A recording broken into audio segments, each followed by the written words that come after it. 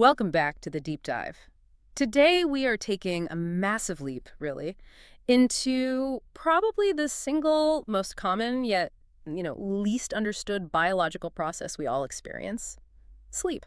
It's fundamental, isn't it? Absolutely. We all know we have to do it, and we generally know when we should do it. That's our famous circadian rhythm, right? Our body clock. Right, process C, the timer. But what is the actual physical, tangible reason we feel that? That overpowering pull towards sleep after a long day, that feeling of, I just have to sleep. That's the million-dollar question, isn't it? That's the core mystery of what scientists call the homeostatic drive for sleep, or process S. Process S, okay. Yeah, and you've nailed the two main forces. Process C, the circadian rhythm, that dictates the timing. It syncs us up roughly with the 24-hour day-night cycle, keeps things regular. Like clockwork. Or supposed to be. Exactly. But process S, that dictates the need, the intensity of the sleep drive. Think of it like a pressure gauge, constantly measuring how long you've been awake and how much sleep debt you've accumulated. Right. And for years, maybe generations, we've sort of vaguely chalked process S up to, I don't know, general neuronal fatigue, or maybe the buildup of waste products like adenosine. That's one you hear a lot. Adenosine is definitely part of the picture, involved in sleepiness, but the sources we're digging into today, they propose something much more fundamental, a really groundbreaking mechanistic theory. Okay, I'm intrigued. They suggest that this sleep pressure, this process S, it's not some abstract fatigue.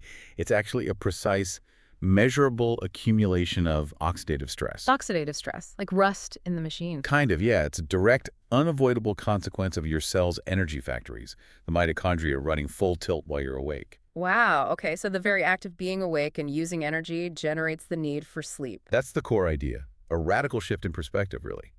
It implies that the need for sleep stems from a specific, potentially toxic metabolic byproduct, and it's generated in very specific brain cells. So sleep isn't just passive rest. Not at all. No. According to this model, it's a mandatory, non-negotiable repair cycle. It's commanded by the very molecular damage created by the constant flux of electrons and the energy currency during wakefulness. Okay, let's really unpack this. This sounds big. We need to trace this whole causal chain, right? Step by step. Let's do it. Starting from the absolute basics, these tiny powerhouses in our cells, the mitochondria, all the way up to that moment the switch flips in your brain and you fall asleep. And crucially, we'll also look at how our lifestyle choices, things like diet and exercise, act like a dimmer switch or a rheostat, dynamically adjusting the speed of this internal metabolic clock. Adjusting how quickly that pressure builds. Okay, let's dive in. All right, so to kick this off, we need to zoom right in on a very particular set of neurons, the ones that apparently act as the brain's sleep homeostat. That's right. The stars of the show, at least in the initial research, are the dorsal fan-shaped body neurons, DFBNs for short. DFBNs, and these were primarily studied in fruit flies, Drosophila melanogaster. Correct. Fruit flies are surprisingly powerful models for basic neuroscience, including sleep. And these DFBNs, they seem to be the executive decision makers for sleep in flies. Executioners, even. Yeah, the research is pretty clear on that. They're the sleep-promoting executioners. Yeah. If you experimentally activate these neurons, just switch them on. Oh, it just conks out. Instantly sedated. Conversely, if you eliminate them, if you ablate those neurons, the fly develops chronic insomnia. It basically can't sleep properly anymore. Wow, so they really are the gateway. They appear to be, yes. Okay, but here's where it gets interesting, right? The paradox. During the day, when the fly, or we assume, the equivalent neuron in humans is awake and active, these sleep-promoting DFBNs are actually switched off. Exactly. They're being actively, aggressively inhibited. Yeah. They're wake-promoting signals, specifically dopamine in this case, flooding that brain region. And their job is to keep these DFBNs electrically silent. Silent, okay. Why is that silence so important? Think of it like a safety lock on a very powerful system. You have this circuit breaker, the DFBNs, designed to shut things down and induce sleep. But during the day, the dopamine system is essentially holding the off button down. Preventing the breaker from tripping. Precisely. And that electrical silence is the absolute key to the metabolic problem that builds up. Because an electrically silent neuron, well, it isn't firing action potentials. So it doesn't need much energy right then. It's immediate demand for ATP. The cell's energy currency plummets. It drops to a bare minimum, just housekeeping levels. Okay. And that sets up this big trade-off you mentioned earlier, the one that comes with aerobic respiration, how we make most of our energy. Exactly. Our bodies, especially our brains, demand huge amounts of energy. We get that energy primarily via the electron transport chain, or ETC, located inside our mitochondria. The powerhouses again? Yeah. And the ETC is incredibly efficient at extracting energy from food molecules. But, and this is the crucial but, that efficiency comes at a cost. The dangerous one. Which is? Leakiness. It's inherently leaky. Leaky? Okay, explain that. What's leaking? Electrons. Huh. Imagine the ETC as this incredibly complex assembly line, or maybe like a series of water wheels or dams spanning 4 main complexes, plus some helpers. Okay. It uses the controlled flow of high-energy electrons, passed from one complex to the next, to pump protons across a membrane. This builds up a powerful gradient, like water behind a dam. Potential energy. Exactly. And that proton gradient then flows back through a molecular turbine called ATP synthase, generating massive amounts of ATP. It's the highest energy yield process we have, by far. But you said it's leaky. Where do electrons escape? Handling single electrons near oxygen sounds risky. It is inherently risky. The system is designed to pass electrons along in a very orderly sequence, but it's not perfect. Oxygen, which is essential for the process, is waiting right there at the very end of the chain, ready to accept the electron. The final electron acceptor. Right. But if an electron slips out prematurely before it reaches the end, maybe think of it like a spark jumping off a wire. It immediately reacts with the nearest available oxygen molecule, O2, and forms something called the superoxide anion, O2 radical minus. And that's bad. That's a reactive oxygen species, or ROS, the start of oxidative stress. And this leakage, this premature escape, happens mostly at complex I and complex 3 of the chain. These are the entry points, handling the highest energy electrons. Okay, got it. Now let's connect this leakiness back to those sleepy neurons, the DFBNs. During wakefulness, you said they're inhibited, electrically silent. Right, so their ATP demand is way down. But presumably the rest of the cell, the general metabolism, it's still running, right? It's still processing fuel, sending electrons towards the ETC. That's the absolute crux of this homeostatic process. The supply of electrons, the fuel, carried by molecules like NADH, it doesn't just stop because one neuron quiets down electrically. The upstream pathways, like glycolysis and the citric acid cycle, they're still churning, responding to the overall energy state of the organism. So fuel keeps arriving at the ETC. But the demand for the final product, ATP, from that specific neuron has crashed. The ATP synthase turbine slows right down because the neuron isn't using ATP quickly. And the electrons, they back up. Exactly. The whole electron transport chain becomes, you could say, overcharged or highly reduced. It gets packed full of electrons that haven't been passed on to oxygen yet because the downstream process is slow. Like a traffic jam on the electron highway. Perfect analogy. There's a supply-demand mismatch. The supply of electrons is high, but the ATP demand is low. Why doesn't the cell just immediately throttle back the fuel supply to the ETC in that specific neuron? Is it just too slow to react? That's a really deep question. It seems that while a neuron can change its electrical firing almost instantly, regulating those upstream metabolic pathways, glycolysis, fatty acid oxidation, the Krebs cycle operates on a slower, more systemic timescale. It's influenced by hormones, overall nutrient levels. The DFBN can't just send an instant message saying, stop sending NADH right now. So the backlog just spills steadily throughout the day. Throughout the entire waking period, yes. This high-energy backlog accumulates. And if the system is backed up, saturated with electrons, that must increase the chance of those electrons leaking out, right? At complex 1 and 3. Precisely. When the ETC is highly reduced, those electrons spend more time dwelling in the complexes, drastically increasing the probability that they'll slip off and react prematurely with oxygen. Generating more ROS, more superoxide. Exactly. And this steady, progressive accumulation of ROS, specifically within these DFBNs throughout the entire time you're awake, that is the proposed physical molecular manifestation of homeostatic sleep pressure. So it's not just feeling tired, it's literally the buildup of oxidative damage, or at least the ROS precursors to damage in the specific sleep control neurons. It's the accumulation of a measurable molecular debt, a debt owed directly to the mitochondria for keeping the lights on all day. Sleep then becomes the process of settling that debt. Okay, so we have this slow, steady buildup of ROS, this oxidative stress, happening specifically in these DFBNs. But ROS itself, it's a chemical, right? How does a chemical, this superoxide stuff, actually flip an electrical switch and make the fly or us fall asleep? Right, that's the next critical step. How do you translate chemistry into electricity? And this is where the cellular engineering gets really, really elegant. The source is called the DFBNs, a specialized fuse box. I like that analogy. It's a great analogy. They seem uniquely set up for this role. Research shows they have unusually high expression of mitochondrial genes compared to neighboring neurons. So more power plants, potentially? More power plants, or at least the machinery for them. Couple that high mitochondrial capacity with the fact that they're intensely inhibited, electrically silent during wakefulness. That combination makes them the weak point, the first place the stress shows up. Exactly. It makes them exquisitely susceptible to this electron leak phenomenon when the system backs up. They're designed, in effect, to blow first, to sense this metabolic stress early and trigger sleep before that oxidative stress causes widespread catastrophic damage across the whole brain. A protective mechanism, then. Sacrifice one circuit to save the building. Precisely. Okay, but before we get to the actual switch mechanism, do we have hard evidence that these specific DFBN cells are genuinely under metabolic stress during prolonged wakefulness or sleep deprivation? Oh, yes. The evidence is quite compelling. When scientists examine DFBNs in flies after they've been kept awake for extended periods, they see very distinct changes, both molecularly and structurally. Like what?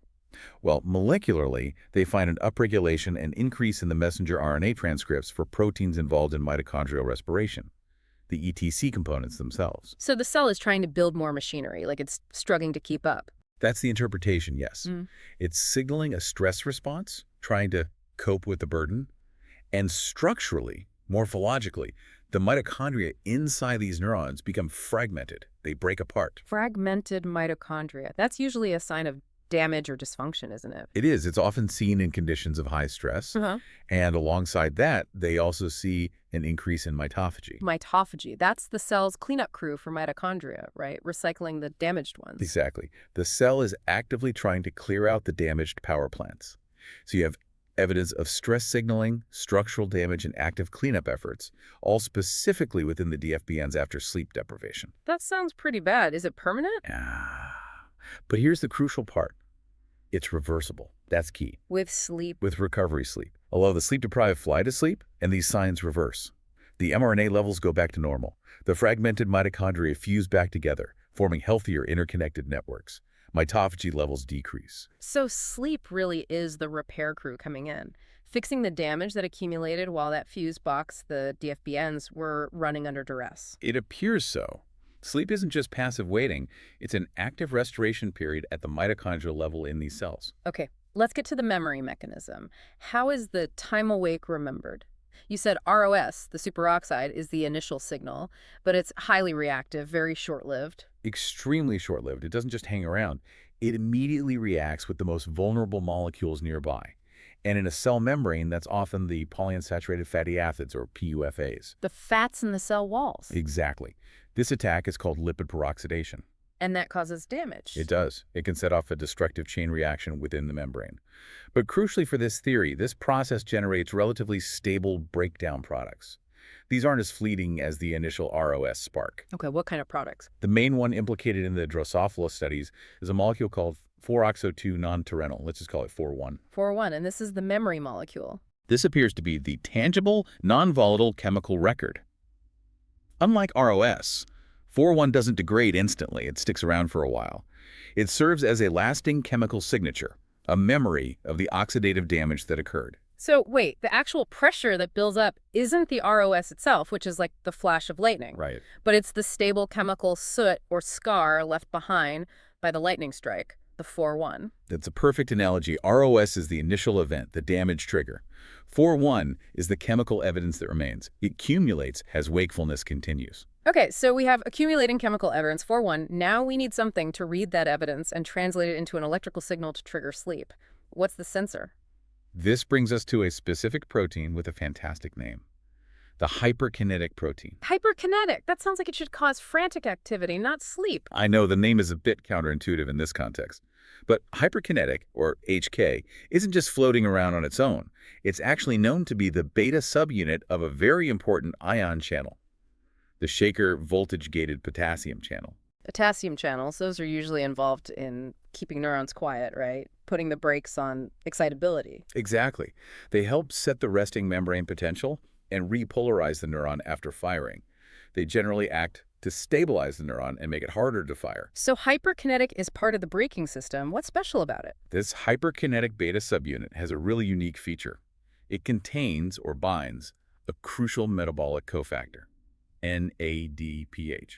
That's nicotinamide adenine dinucleotide phosphate, the reduced form. NADPH, that's involved in managing oxidative stress. Right, it's a reducing agent. Precisely. It holds on to electrons, essentially. It's a measure of the cell's reductive power, its ability to neutralize oxidative threats. Ah, I think I see where this is going. The chemical memory, the 4-1, it must interact with this NADPH, doesn't it? You got it. The accumulated lipid peroxidation products, these 4-1 molecules, chemically attack and oxidize the NADPH that's bound to the hyperkinetic subunit. So they steal its electrons. They do. They convert the bound NADPH into its oxidized form, NADP plus 7. Okay.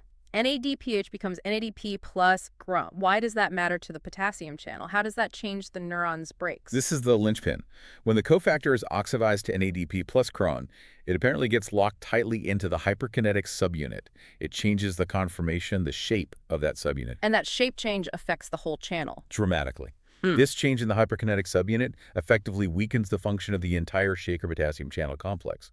The brakes become less effective. So the neuron becomes easier to activate, more excitable. Exactly. It lowers the threshold. It takes less input, less excitatory signal for that DFBN neuron to finally overcome the dopamine inhibition and fire an action potential. That is genuinely incredible. So the entire accumulated memory of wakefulness, all that time spent generating ROS and then 4-1, it's chemically encoded in the state of this NADPH, NADP plus cofactor bound to the potassium channel subunit. It seems to be. NADPH represents the rested, low-pressure state, where the brakes are strong. NADP plus represents the oxidized, high-pressure state, where the brakes are failing. As more and more 4-1 accumulates during wakefulness, more NADPH gets converted to NADP plus Cry, the brakes get weaker and weaker. Until eventually, the neuron's intrinsic excitability overcomes the inhibitory dopamine signal. The fuse blows. The fuse blows, the DFBN starts firing, and that firing is the signal that propagates through sleep circuits to initiate sleep. Wow. But then, how does it reset? How does the memory get erased during sleep? Does the NADP plus just drift away? The reset mechanism is just as elegant, and it highlights why sleep itself is active. Once sleep begins and the DFBNs are no longer inhibited, they start to fire action potentials. Okay. The resulting membrane depolarization, the big voltage swing during firing, that's the trigger that causes the locked NADP plus to finally be released from the hyperkinetic subunit. The electrical activity itself unlocks it. It seems so. And then, fresh, reduced NADPH from the cell's cytoplasm flows in to take its place, binding to the subunit and restoring the potassium channel's function. The brakes are fixed. So sleep isn't just stopping the damage, it's actively repairing the sensor mechanism. It's an active, voltage-gated oxidoreductase cycle. Exactly. It's literally erasing the chemical slate, resetting the sleep homeostat back to its baseline, ready for the next waking period. It's compelling evidence that sleep is this mandatory process of clearing the specific molecular debt accumulated during wakefulness. Okay, we've built the internal clockwork. This ROS to 4, 1 to NADP plus 2 excitability mechanism in the DFBNs. It's amazing. Now let's zoom out a bit. How do external factors, like what we eat, influence the speed of this clock? Right, because the clock doesn't tick at the same rate for everyone, Oh! or even for the same person under different conditions. Our overall energetic state, particularly the flow of calories caloric flux, acts like a mask rheostat, a dimmer switch. Controlling what, exactly? The electron supply? Primarily, yes. It controls the rate at which fuel, in the form of reducing equivalents like NADH, arrives at the electron transport chain. More fuel flow generally means more electron flux and potentially more leakage. So let's start with a baseline. A normal balanced diet, eucaloric, meaning calories in, roughly equal calories out. Right. In that state of energy balance, your metabolism is relatively stable. Your mitochondria are generally healthy, maintaining a good balance between fusion, where they link up into efficient networks, and fission, where they break apart, often due to stress. And the electron leak. It happens at a predictable baseline rate. It's unavoidable, but manageable. So the oxidative stress, the 4-1, the NADP plus conversion to the DFBNs, it accumulates at a normal speed. Leading to sleepiness after, say, roughly 16 hours of wakefulness for a typical adult. Exactly. That's your standard homeostatic pressure buildup. Okay, now let's tweak the rheostat. Let's go into a deficit, caloric restriction, or CR. Say a moderate deficit, maybe 500 calories below maintenance per day. CR is famous in longevity research for reducing oxidative stress. How does it affect the system? CR is a fascinating intervention. It essentially forces the entire system to become more efficient. It's a type of adaptive stress. when fuel is perceived as scarce. The body tightens its belt, metabolically speaking. Precisely. The cell invests in making its power plants run cleaner, more efficiently. Mechanistically, CR tends to lower the mitochondrial membrane potential slightly. Think of it as reducing the pressure in that ETC dam we talked about. Lower pressure, less chance of leaks. Exactly. There's tighter coupling between electron flow and ATP production. Mitochondria can produce the necessary ATP while running in a slightly lower, less charged state.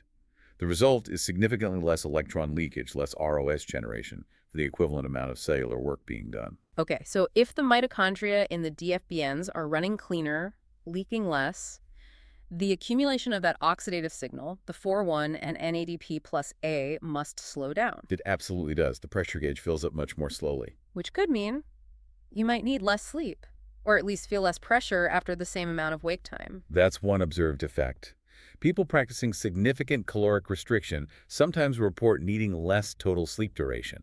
It simply takes longer for them to reach that critical oxidative threshold that flips the hyperkinetic switch in those DFBNs. But what about sleep quality? That's consistently reported to improve with CR. Even if the pressure builds more slowly, the sleep that eventually occurs tends to be more efficient, more restorative.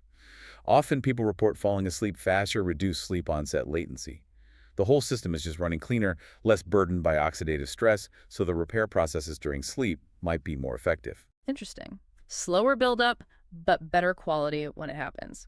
Now let's swing the pendulum the other way. Chronic caloric surplus. Eating more than you burn, maybe 500 extra calories a day, especially if it's high in refined carbs and fats. The oxidative overload scenario. Right, and this is unfortunately very common in modern society. In this situation, the system is essentially drowning in fuel.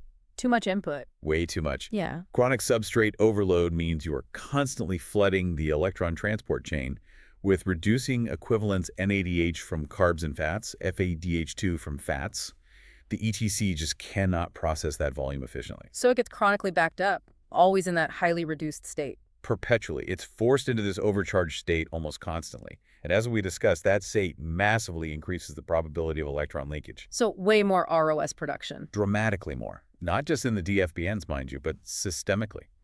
Throughout the body, this accelerates cellular damage everywhere. Okay, focusing on the DFBNs, this means the sleep pressure gauge, process S, must be filling up much, much faster. Absolutely. It's like turning the rheostat way up. The oxidative stress accumulates rapidly, the 4,1 builds up faster, the NADP plus conversion happens quicker.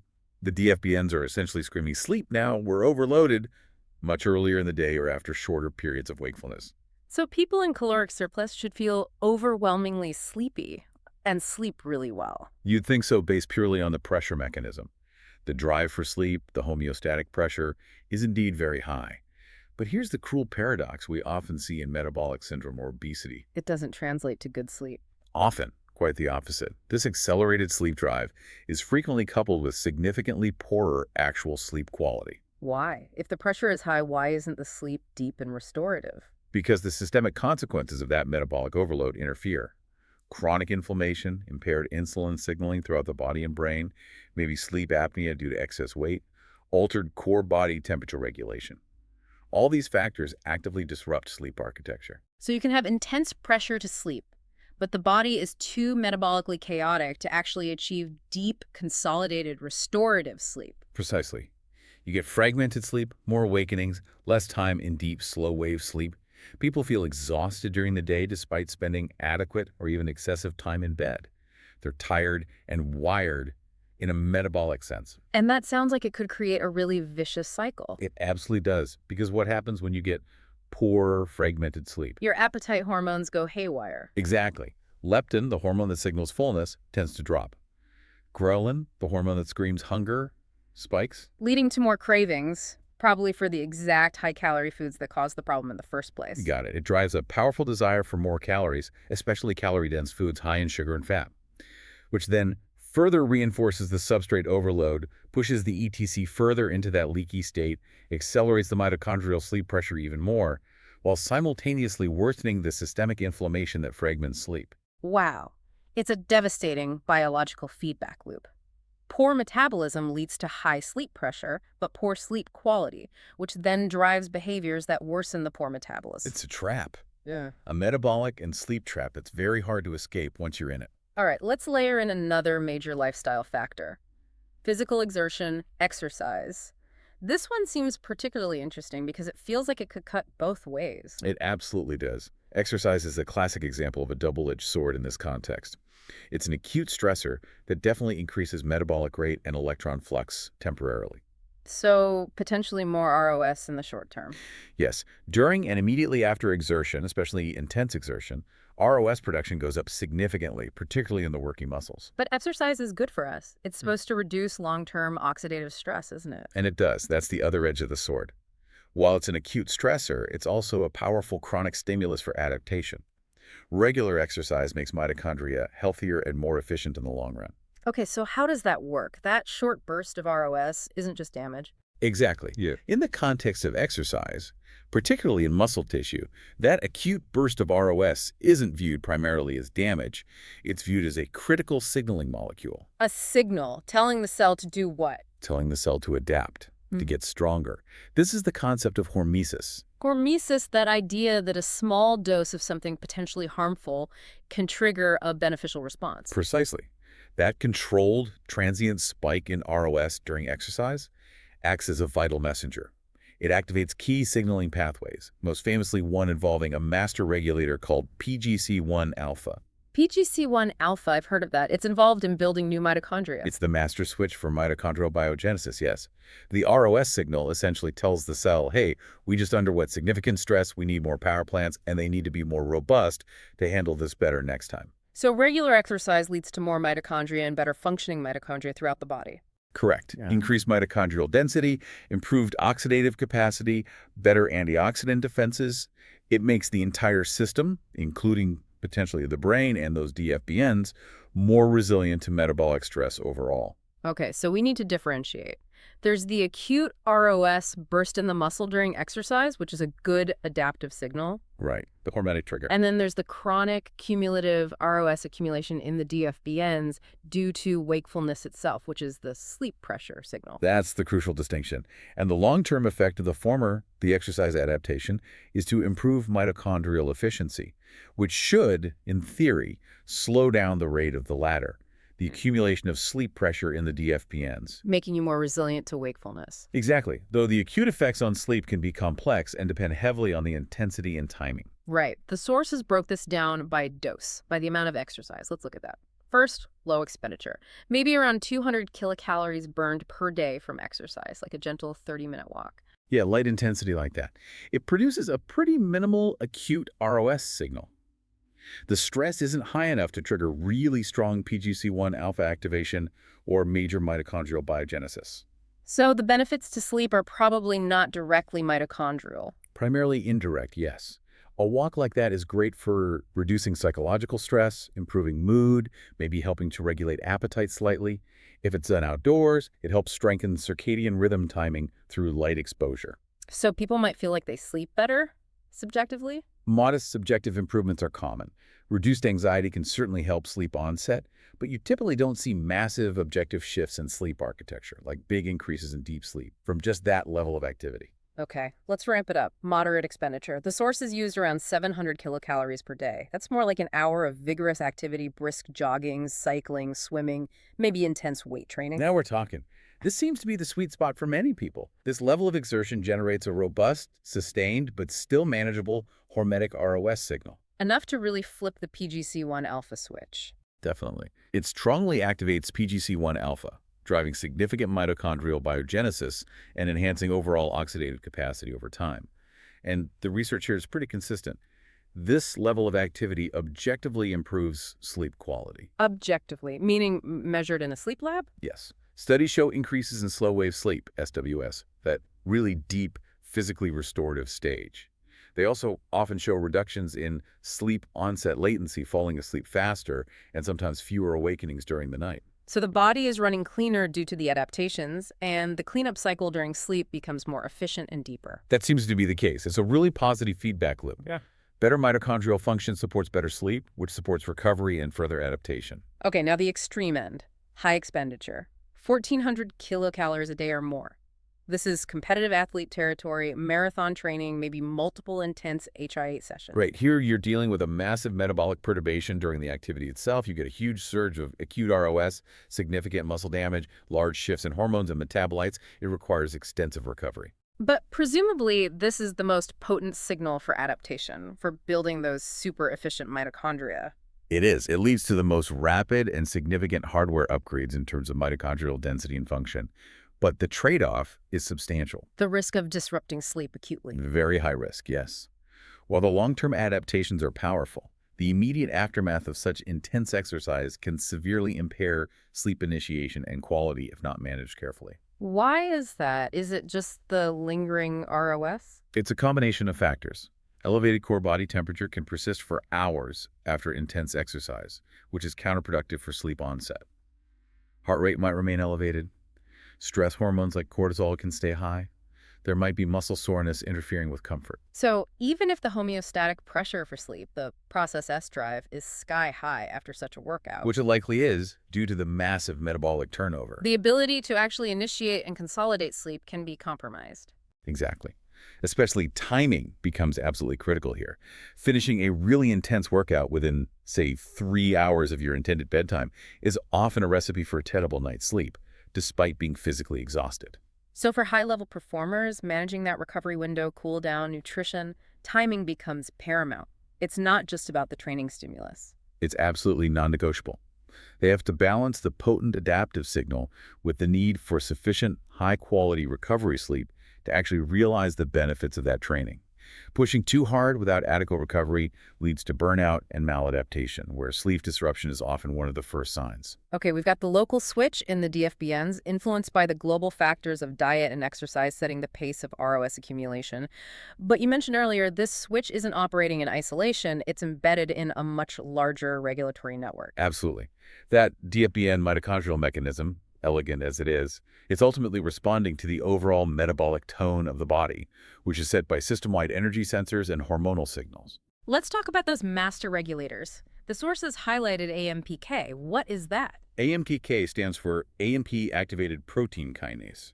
Think of it as the cell's primary fuel gauge. Fuel gauge, how does it work? It gets activated when cellular energy levels are low. Specifically, it senses a high ratio of AMP, which is what's left when ATP is used up relative to fresh ATP. So high AMP means the cell is spending energy faster than it's making it, a state of energy stress. Exactly.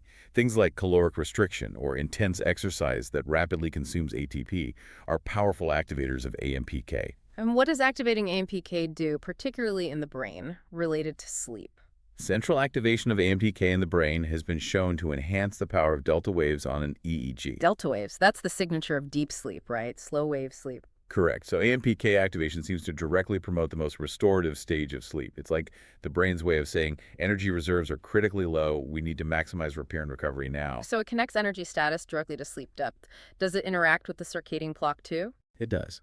AMPK can actually phosphorylate at a phosphate group to core components of the circadian clock machinery, like a protein called CRY1. This helps to integrate the cell's immediate energetic state with the body's overall sense of time. It links what time is it with how much energy do we have. Fascinating. Okay, who else is in this network? The sirtuins came up. Right, the sirtuins, particularly ICRT1, these are a family of enzymes whose activity depends on the availability of another crucial metabolic molecule, NAD+. NAD+, related to NADH, the electron carrier. Yes, NAD+ is the oxidized form. Its levels fluctuate depending on the cell's metabolic activity and efficiency. High NAD+ levels generally reflect efficient energy metabolism. Things that boost NAD+O, like caloric restriction and exercise, tend to activate sirtuins. And what do sirtuins like SIRT1 do? They're involved in a huge range of cellular processes, including regulated metabolism, stress resistance, and mitochondrial health. And here's a key point. SIRT1 and AMPK seem to work together. They exist in a kind of mutually reinforcing positive feedback loop. SIRT1 can activate AMPK, and AMPK activity helps maintain healthy NAD+ levels by promoting efficient mitochondria, which in turn supports SIRT1 activity. So they're like partners in promoting metabolic efficiency and stress resilience. You could definitely see them that way. They're coordinating the cellular response to energy challenges, pushing the system towards greater efficiency and potentially driving the need for Restorative processes like deep sleep when stress is high, they set that overall metabolic tone. Ensuring that when energy is low or demands are high, the system tries to both improve efficiency and initiate deep recovery. That seems to be a core part of their function. But this beautifully coordinated system can be easily thrown off balance by other factors, Okay. particularly hormonal crosstalk. Okay, like the connection between sleep and blood sugar control, insulin and glucose homeostasis. That section was quite striking. It's profoundly important and, frankly, quite alarming. The connection is strongly bidirectional. We now know that deep sleep, slow-wave sleep, is absolutely vital for maintaining normal, healthy glucose regulation and insulin sensitivity. Vital. How is that shown? There are studies where researchers take healthy young adults and selectively suppress only their SWS. They wake them up gently just as they enter deep sleep, but allow them to get the same total amount of sleep otherwise. Okay, and what happens? Within just a few days, these individuals show measurable signs of insulin resistance. Their bodies become significantly worse at handling glucose just from missing out on that deep sleep stage. Wow. So losing deep sleep actively harms your metabolic health, makes you pre-diabetic, essentially. It pushes you in that direction, yes. And the terrible flip side is also true. What's that? If someone is already in a state of poor metabolic health, maybe they have insulin resistance or hyperinsulinemia due to that chronic caloric surplus we discussed, Yeah. the quality and quantity of their slow-wave sleep is typically significantly reduced. So being metabolically unhealthy actively prevents you from getting the deep sleep you need to potentially help fix the problem. Exactly. It's another vicious cycle. Poor metabolism degrades deep sleep, and the lack of deep sleep further degrades metabolism. It's a metabolic and sleep trap. That really highlights sleep as being crucial for metabolic maintenance. Okay, one more hormonal player. Leptin, the satiety hormone from fat cells. Right. Leptin normally plays a role in regulating energy balance over the longer term. Interestingly, it also seems to interact with sleep circuits. Generally, healthy leptin signaling is thought to promote sleep consolidation. How? One proposed mechanism is by inhibiting wake-promoting neurons, specifically the orexin neurons, also called hypocretin neurons, which are key drivers of arousal. So adequate leptin signaling might help maintain sleep. But what happens when you're sleep deprived? This system goes haywire again. Sleep deprivation consistently leads to a sharp drop in leptin levels. So that I'm full signal weakens. Precisely. And at the same time, levels of ghrelin, the I'm-hungry hormone, primarily from the stomach, tend to spike upwards. Less full, more hunger. A double whammy. This hormonal shift creates a powerful physiological drive to consume more calories, often with cravings for high-fat, high-sugar, energy-dense foods. Which, as we established, then feeds back into the mitochondrial overload problem. Exactly. It drives intake that floods the ETC, accelerates the ROS production in DFBNs, increases sleep pressure, but simultaneously contributes to the metabolic chaos that prevents good quality sleep, further disrupting hormones the next day. Round and round it goes. So it seems like while the mitochondrial switch in the DFBNs might be the core mechanism dictating when we feel the pressure to sleep, the overall systemic metabolic environment governed by AMPK, sirtuins, insulin sensitivity, leptin-ghrelin balance, that dictates how restorative the resulting sleep can actually be. That's a great way to put it. You can have incredibly high homeostatic pressure, but if the systemic conditions are poor, high inflammation, insulin resistance, hormonal dysregulation, you might not be able to cash in that pressure for truly effective restorative deep sleep. The quality component is just as critical as the quantity or pressure component. So pulling all these threads together, we've arrived at this really compelling, unified bioenergetic model of sleep regulation. Let's recap it quickly. Okay, the fundamental drive for sleep, process S, seems to be initiated by a mitochondrial pacemaker in specific neurons, like the DFBNs in flies. This pacemaker counts wakefulness through the unavoidable accumulation of ROS resulting from electron leak during ATP production. Especially when those neurons are inhibited and the ETC backs up. Right. This ROS causes lipid peroxidation, leaving behind a chemical memory trace like 4,1. Which then oxidizes NADPH to NADBP plus on the hyperkinetic subunit of a potassium channel. Changing the channel's function, making the neuron more excitable until it actually fires, triggering sleep. And this whole process, the rate of pressure accumulation, is dynamically adjusted by our metabolic state, primarily caloric flux from diet, and mitochondrial efficiency influenced by exercise adaptations. Exactly. It's a beautiful integration of metabolism, oxidative stress, and neuronal excitability. Okay, to make this really concrete for listeners, let's let's use the framework to explore those 3 lifestyle scenarios the sources outlined. Predictive scenarios, almost. Good idea. Scenario A, the competitive athlete. This person is pushing hard. Maybe a moderate caloric deficit, say negative 500 kil all day, to stay lean, but combined with very high exercise expenditure, maybe 1,400 kil all day. Okay, this scenario presents really powerful but potentially conflicting signals to the system. How so? Well, the caloric deficit, as we discussed, is pushing for extreme mitochondrial efficiency, less leakiness. That should slow the sleep pressure buildup. Right. But the intense exercise is generating massive acute metabolic turnover and ROS signaling, driving rapid mitochondrial biogenesis, building more hardware, and creating a potentially huge daily metabolic debt that needs recovery. So, high drive for adaptation, high need for recovery, but maybe slower baseline pressure buildup due to efficiency gains. It's complex. They're constantly optimizing their cellular engines.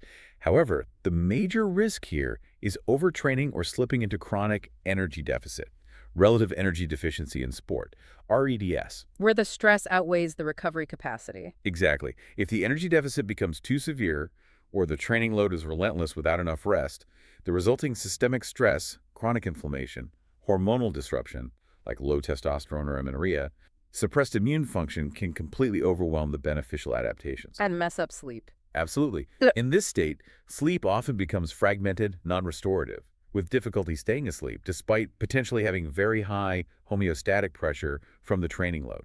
Their bottleneck isn't pressure, it's the sufficiency and quality of systemic recovery. Got it. Okay, scenario B, the modern epidemic pattern.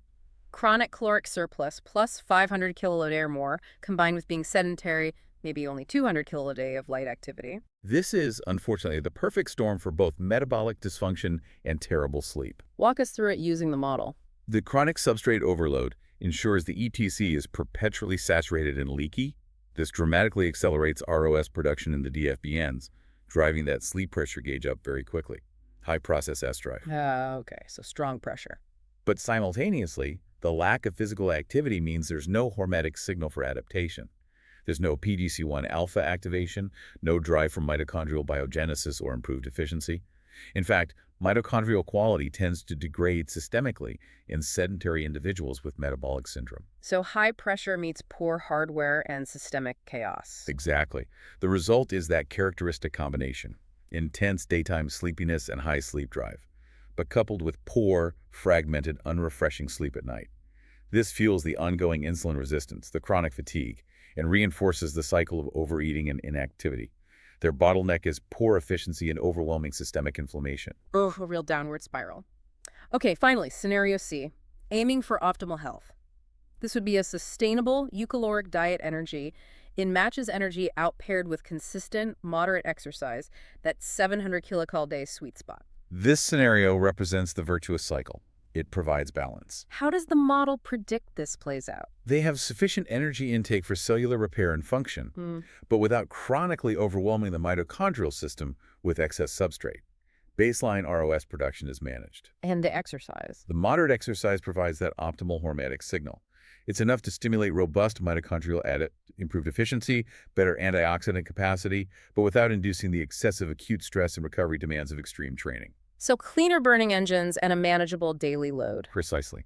This combination enhances overall mitochondrial efficiency, which likely slows the baseline DFBN pressure buildup slightly, but more importantly, it directly improves sleep quality by reducing systemic inflammation, improving insulin sensitivity, stabilizing hormones, and robustly increasing restorative slow-wave sleep. Leading to better recovery, more energy, better adherence to healthy habits. It's a self-sustaining cycle of good metabolic health supporting high-quality sleep, which in turn supports daytime energy, mood, and continued healthy behaviors. A true upward spiral. It's fascinating how this model ties it all together. Now, thinking about the future, this detailed mechanism with the DFBNs and the hyperkinetic switch was worked out in fruit flies. What's the biggest hurdle to applying this directly to humans? The primary translational challenge is, without a doubt, formal validation and identification of the precise homologous system in the human brain. We need to confirm it. Meaning finding the human equivalent of the DFBNs. Exactly. We need to pinpoint which specific populations of neurons in the mammalian and ultimately human brain perform this sleep fuse box function. Yeah. And we need to identify the specific molecular sensor. Is it the exact same Shaker channel beta subunit, or an analogous protein channel complex that reads the oxidative state, the NADP plus accumulation. So we need to find the human hardware that matches the fly blueprint. Precisely. Well, the fundamental mitochondrial processes of electron transport and ROS production are highly conserved across species. The specific neuronal circuits and molecular switches involved in sleep regulation might differ. Proving the mechanism in humans is the critical next step before we can confidently develop targeted therapies based on it. But if that identification is successful, the therapeutic potential seems enormous. Oh, it could genuinely revolutionize sleep medicine. Currently, most sleep medications are essentially broad sedatives, often with significant side effects and dependency issues. Right, they don't really fix the underlying problem. No, they just induce a state that resembles sleep. But imagine interventions that could specifically target this mitochondrial mechanism. For example, perhaps developing molecules that could act as targeted, mild mitochondrial uncouplers. Uncouplers, what do they do? Mild uncoupling essentially allows protons to leak back across the mitochondrial membrane without going through ATP synthase. This slightly reduces the proton gradient, lowers the pressure in the ETC, and significantly reduces electron leak and ROS production without shutting down energy production completely. So you could potentially relieve the electron backlog in the DFBNs. If you could deliver such a compound selectively to the key sleep-regulating neurons, you might be able to gently reduce the rate of sleep pressure accumulation or help clear the oxidative debt without causing systemic side effects associated with general mitochondrial uncoupling. It's speculative, but a very exciting therapeutic direction. Very targeted sleep modulation. Okay, one last area mentioned was the gut axis. How might the gut microbiome fit into this picture? That's a really hot area of research right now, the gut-brain axis and sleep. It introduces another layer of systemic complexity.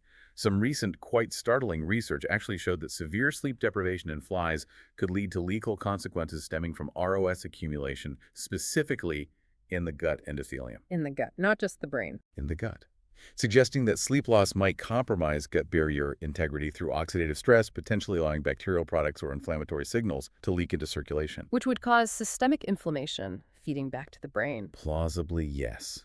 So, future research really needs to untangle this complex interplay. How does the gut microbiome itself influence sleep? How do microbial metabolites affect mitochondrial function or inflammation systemically? And how does this gut-derived inflammation potentially feed back onto that central mitochondrial sleep clock in the brain, influencing the overall metabolic tone and maybe even the function of those DFBN-like neurons? It has a whole new dimension to consider. Hashtag UTR. Wow. This deep dive has been, well, it's fundamentally shifted my perspective on sleep. It's really not just a passive switching off, is it? Not at all. Yeah. If this model holds true, sleep is an incredibly active, precisely regulated electrochemical process of essential metabolic maintenance. It's the body's mandatory scheduled repair cycle. And it's commanded, forced upon us, by the very molecular damage, the oxidative stress from electron flux that we accumulate simply by being awake and alive. That's the essence of it. Every single choice you make about fuel, what you put in your mouth when, how much, and every choice you make about energy demand how you move your body, how intensely, how often is directly tuning the performance of those critical mitochondrial engines, including the ones ticking away in your brain sleep centers. You're either making them run clean and efficient, tightly coupled, Or you're pushing them into a state where they're leaky, stressed, and generating excess damaging byproducts. You are, quite literally, adjusting the rate at which you accrue the chemical debt of wakefulness that sleep exists to pay off. which leaves us, and you listening, with a final, maybe provocative thought to mull over. If sleep is truly this mandated process of erasing the chemical memory of the oxidative stress you built up today, what one small metabolic choice could you make right now? Maybe in your next meal, or in deciding whether to take a brisk walk versus staying on the couch. What choice could you make to just slightly lighten the restorative load your body has to shoulder tonight? Because ultimately, the quality and potentially the quantity of sleep you get isn't just about winding down before bed. It's deeply rooted in the quality of your metabolic choices throughout the entire